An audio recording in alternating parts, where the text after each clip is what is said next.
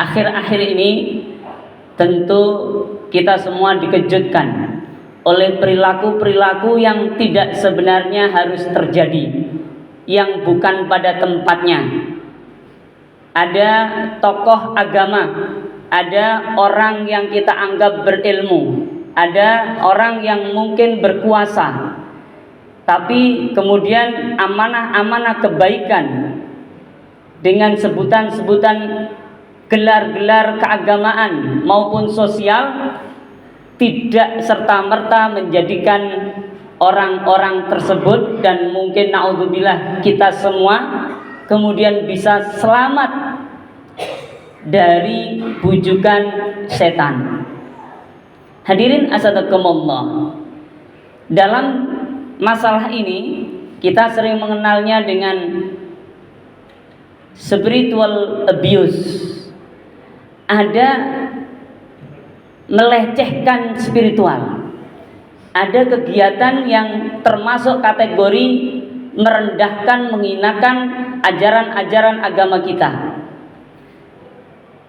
Sejak baginda Nabi Muhammad SAW menyampaikan risalah Islam ini, maka Allah sudah ingatkan dalam Al-Quran surat Al-Jumu'ah ayat 5 bahwa orang-orang yang sudah tahu ilmu, tahu kebenaran, tetapi tidak menjalankan ilmu yang telah diketahuinya, diibaratkan seperti keledai-keledai yang membawa buku-buku yang sangat tebal. Masya Allah. Semoga kita semua ditolong oleh Allah.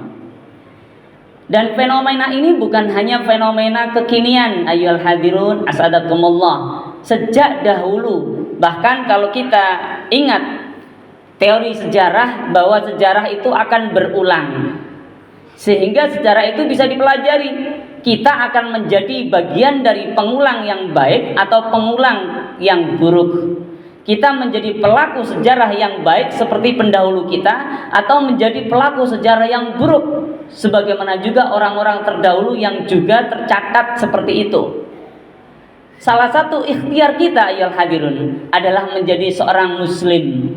Udkhulu fis-silmi kafah. Masuklah kalian semua ke dalam Islam secara keseluruhan. Apa maksudnya ini? Tentu tafsirnya banyak. Siang ini khatib mengingatkan bahwa ilmu yang dipelajari oleh kita semua tidak serta-merta akan menghasilkan adab yang baik, akhlak yang baik. Coba, hampir seluruh umat Islam di dunia ini pasti tahu bahwa sholat 5 waktu itu secara fikih syariatnya wajib. Tidak boleh satu orang muslim pun yang diperkenankan meninggalkan sholat 5 waktu dalam kondisi apapun, mau sakit, mau lemah dan lain-lain, kecuali sudah tidak mampu apa-apa dan tidak sadar alias innalillahi wa inna ilaihi rajiun. Tapi selagi masih ada nafas, kalau seseorang yang begitu tidak sadar tapi kemungkinan bisa mendengarkan, maka ahlinya, keluarganya harus membisikkan waktu-waktu sholat dan mengusahakan bersuci untuknya. Begitu pentingnya syariat sholat yang dimasukkan kategori wajib, tapi prakteknya tidak semua orang yang tahu syariat sholat 5 waktu wajib kemudian menjalankannya. Apa maknanya ini? Begitu juga dalam hal-hal yang lain, ayyuhal hadirun asadakumullah. Maka kita tidak boleh berbangga dengan banyaknya ilmu yang Allah titipkan atas kita. Bisa jadi berbahaya. Apalagi kalau kita kenal sebuah teori dalam satu tokoh psikolog. Beliau mengatakan bahwa kekuasaan yang tidak terawasi itu akan mengakibatkan dominasi yang justru tidak terantisipasi akan menjalar, akan menjadi salah satu cara atau jalan melakukan pelanggaran-pelanggaran. Masya Allah. Itulah dalam Islam, kalau kita masuk Islam secara keseluruhan, maka fungsi pengawasan itu ada pada kalimat Allah, amar ma'ruf nahi mungkar. Ayolah hadirin asadakumullah. Tidak ada satu orang pun di dunia ini, apapun profesinya, sebesar apapun pangkat jabatannya, sekaya apapun materi yang Allah titipkan kepadanya, setinggi apapun ilmu yang Allah titipkan kepadanya, tanpa gangguan pengganggu yang sudah nyata. Syaitan aduwwum mubin. Hayalah hadirin asyadakumullah. Apa kata Imam Al-Ghazali dalam Ihya Ulumuddin? Beliau mengatakan bahwa kalau ada orang berilmu tapi kemudian belum mampu mengamalkan, alias malah melanggar, merusak, ya, merusak sebutan dia sebagai orang alim, itu karena ada beberapa hal dalam dirinya. Ada riya di dalam dirinya, ada hubbul jah di dalam dirinya, ada kecintaan disebut nama baiknya sebagai seorang alim, ada perasaan paling bersih, paling suci, paling ngerti. Ayolah hadirin asadakumullah, ini termasuk kategori kultus yang di dalam Islam tidak boleh. Inna akramakum indallahi atqakum. Jelas sekali, yang mulia di antara kalian bukan yang titelnya panjang, bukan yang sebutan sosialnya tinggi mulia, tapi yang paling takwa.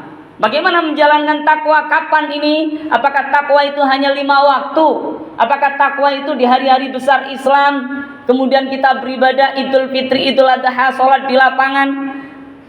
Baginda Nabi menyampaikan, ittaqillah haitsuma kunta wa adbi sayyi'atal tamhuha wa khaliqin nas bi khuluqin hasan. Ittaqillah haitsuma kunta, taatlah kepada Allah, bahwa takwa itu haitsuma kunta, dimanapun kalian berada. Wa adbi sayyi'atal hasanatal tamhuha, kemudian ikutilah. Maksudnya apa? Yang perbuatan masa lalu kita yang buruk-buruk tidak boleh diulang lagi, tapi harus dilanjutkan dengan perbuatan baik. Karena apa? Tamhuha, itu akan menghapuskan yang jelek-jelek. Masya Allah, sudah diingatkan oleh Nabi.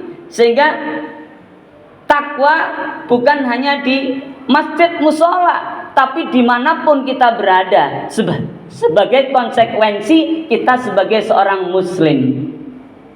Ayyuhal hadirun asadakumullah.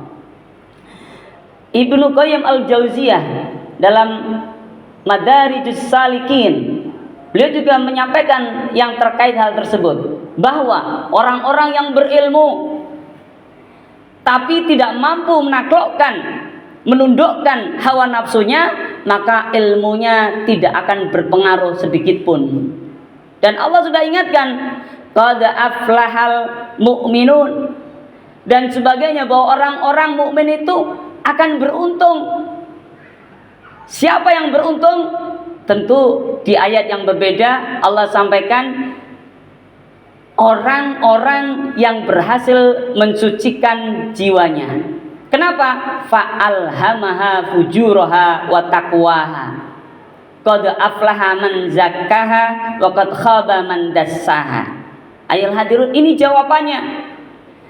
Boleh kita berilmu banyak, boleh kita berharta banyak, boleh orang-orang menyebut kita baik, mulia, punya gelar strata sosial, boleh jabatan-jabatan politis diletakkan di pundak kita, tapi ada kewajiban yang tidak boleh ditinggalkan, yaitu orang-orang Islam, mukmin, muslim harus membersihkan hawa nafsunya, jiwanya. Qad aflaha man zakkaha, harus dibersihkan. Ayolah hadirun, ini caranya. Sederhana sekali. Kalau kita pelajari Al-Quran dan kebiasaannya Rasulullah Muhammad SAW, maka kita menemukan solusinya. Meskipun ada solusinya, tergantung kita masing-masing. Apakah kita mau menjalankannya atau tidak? Ayolah hadirin asyadakumullah. Apa solusinya khatib tawarkan siang ini? Khatib menawarkan yang pertama, kita harus kuatkan hati kita, ayolah hadirin.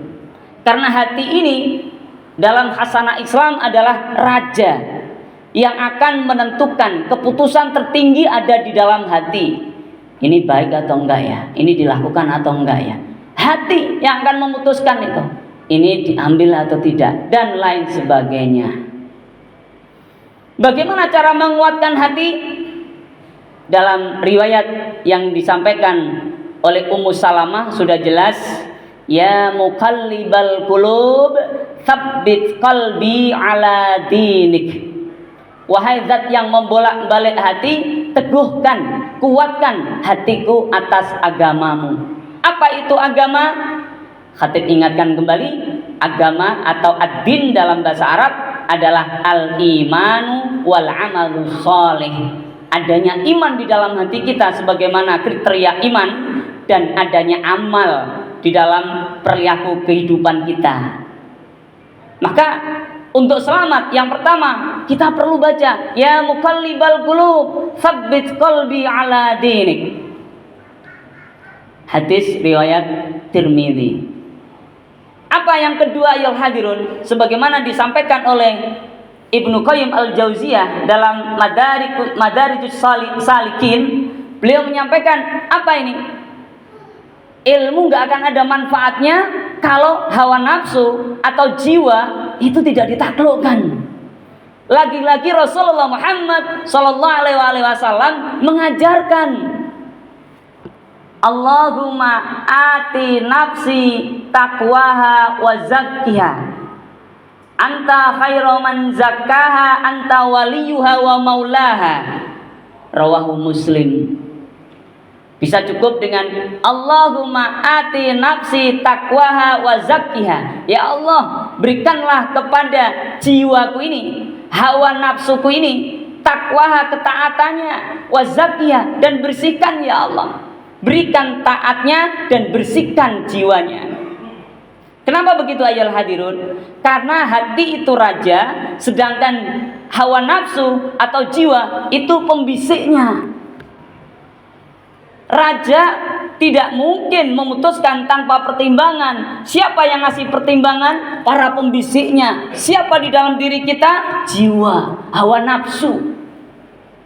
Maka dalam bahasa Arabnya an-nafs seringkali dikatakan jiwa, dalam bahasa yang populer disebut hawa nafsu.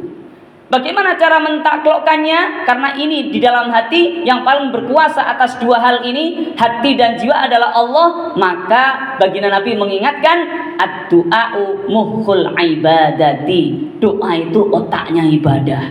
Maka selain kita menjaga pergaulan, selain kita saling mengawasi, jangan sampai ada orang dikultuskan, jangan sampai orang dianggap paling mulia, paling benar, paling hebat pendapatnya. Maka kita harus berdoa ini dengan dua doa ini agar kita dikuatkan, hati kita tidak mudah dibohongi, agar jiwa kita, hawa nafsu kita ditaklukkan oleh Allah yang Maha Kuasa, sehingga selalu berada dalam kesucian dan mendorong hati untuk memutuskan yang terbaik.